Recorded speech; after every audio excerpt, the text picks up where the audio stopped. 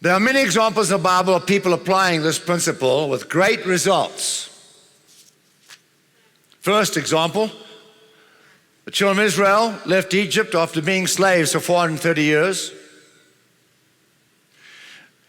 led by Moses, who delivered them with great signs and wonders and plagues. They came out of Egypt, traveled through the wilderness, the desert, and came to the borders of Canaan, the land of milk and honey, their inheritance, given by God to their great father Abraham many years before. And so, when they arrived at the border, Moses chose 12 leaders from each tribe, one, sent them over the border to spy out the land and come back with a report so they could plan a battle strategy. After 40 days and nights, they came back, the 12 spies. 10 of them said, we cannot go in there, we'll never conquer this land because there are giants there, descendants of the Anakim, and they are 11, 12, 13 feet tall. We look like grasshoppers in their sight. And the two spies, Joshua and Caleb, said, no, we can. God is on our side. We can go right now. Let's go. God is on our side. We will conquer the land.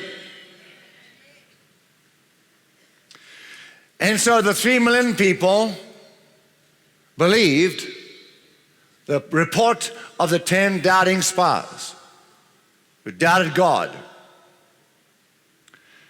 And they began to cry out and say, Moses, you should have let us die in the desert on the way over.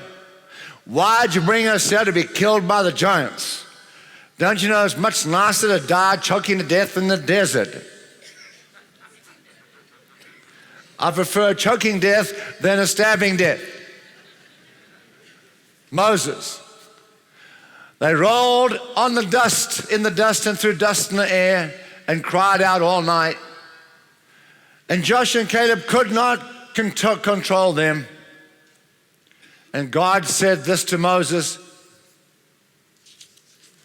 in Numbers 14:28.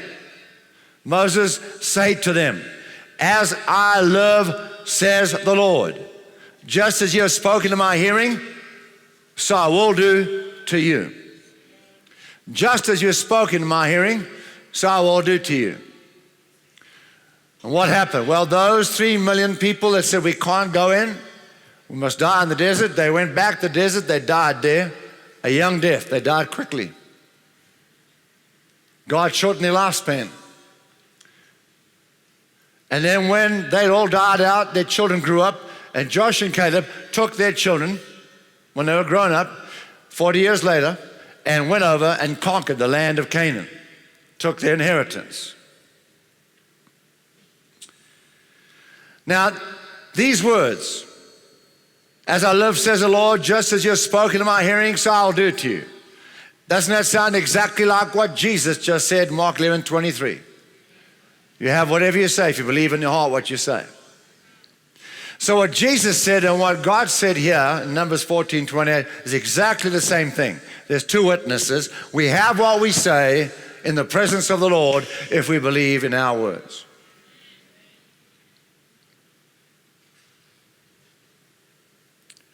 The words of Joshua and Caleb.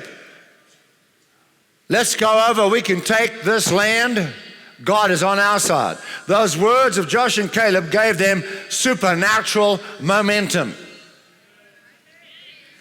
It kept them going for 40 years while the older doubters died in the desert.